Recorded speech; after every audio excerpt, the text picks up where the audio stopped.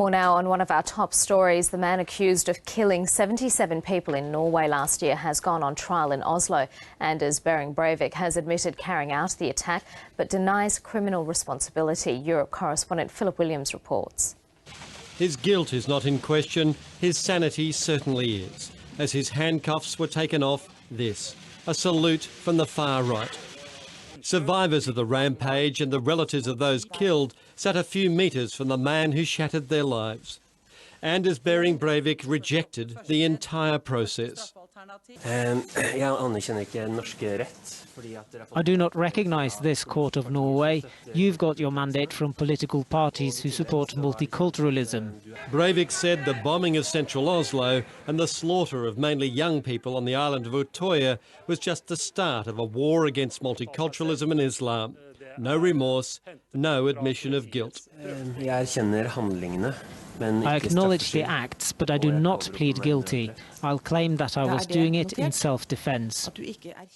The prosecution then read the names of all his victims in the city and then on the island. It took nearly an hour. His phone call from Utøya to the police was played. After he'd killed all he could, he wanted to surrender. Jeg har nettopp utført en operasjon på vegne av Knights Templar, Europa og Norge. Og med tanke på at operasjonen er fullført, så er det akseptabelt å overgi seg til Delta. Du ønsker å overgi deg til Delta? Kan du overføre meg til operasjonsleder for Delta? At times, evidence was presented off-camera. The only time Anders Breivik was visibly upset was after his video manifesto was played. The man responsible for Norway's worst peacetime atrocity has blamed his crimes on online radicalisation. After spending a decade behind bars for killing 77 people, Anders Breivik could now be released on parole. Tiffany Genders reports. Entering his parole hearing, mass murderer Anders Breivik addressed the court with a Nazi salute before arguing he should be released. I renounce all forms of violence and terror, he told the judge. Breivik killed 77 people in July 2011 in Norway's worst peacetime massacre.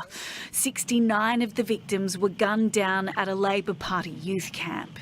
He's currently a decade into a 21-year sentence and can now reapply each year for parole, today attributing his crimes to online brainwashing. Those who brainwash and radicalise online carry almost the whole blame for what happened, he said, but added he would continue his fight for white supremacy via peaceful means. The Norwegian society is still struggling with this, and we're now realising we have to prepare for this terrorist to try to use the court, the rule of law, every year to get his message across. His jail time can be extended indefinitely if he's deemed a continued threat to society. Prosecution arguing he remains a very dangerous man. The hearing will be held over several days with a decision expected next week. Tiffany Genders, 9 News.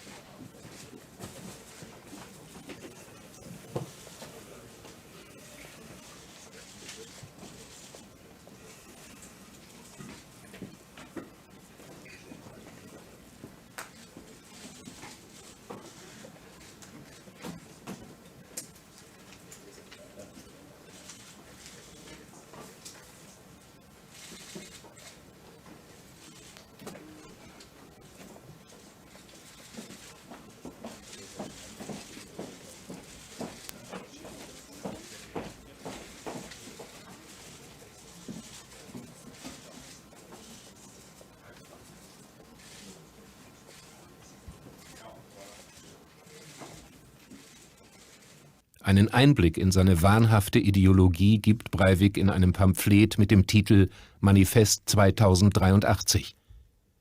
Eine europäische Unabhängigkeitserklärung, 1500 Seiten lang. Er hat es unter einem Pseudonym ins Internet gestellt, samt einem Hinweis auf eine Videoversion bei YouTube. Schon vor der Tat verfasste der Täter sozusagen eine Presseerklärung für die Nachwelt, mit schwülstiger Musik unterlegt. Er sieht sich als Kreuzritter, posiert in Uniformen und bewaffnet. Eine kleine Farm nördlich von Oslo. Bereits vor Jahren mietet Breivik das Anwesen, baut dort eine Gärtnerei auf. Unauffällig kann sich der 32-Jährige so mehrere Tonnen Kunstdünger beschaffen, aus dem er später seinen Sprengsatz basteln wird. Die Polizei findet mehrere Tonnen des Pulvers. In der norwegischen Provinz plant Breivik offenbar über Jahre seine Tat. In seinem Manifest hält er dabei jeden seiner Schritte akribisch fest. Ein Beispiel: Sobald ich die Farm gemietet hatte, plante ich alle Utensilien dorthin zu schaffen und begann mit der Bombenbauphase. Das Tagebuch endet erst am Tattag mit einer kurzen Notiz, Zitat: Ich glaube, das ist mein letzter Eintrag. Es ist jetzt Freitag, der 22. Juli, 12:51 Uhr. Auf die Flüchtenden machte er systematisch Jagd. Rund 90 Minuten dauerte der Amoklauf. Breivik soll dabei mehrfach gejubelt haben. Für ihn war die Sache offenbar ein großes Spiel.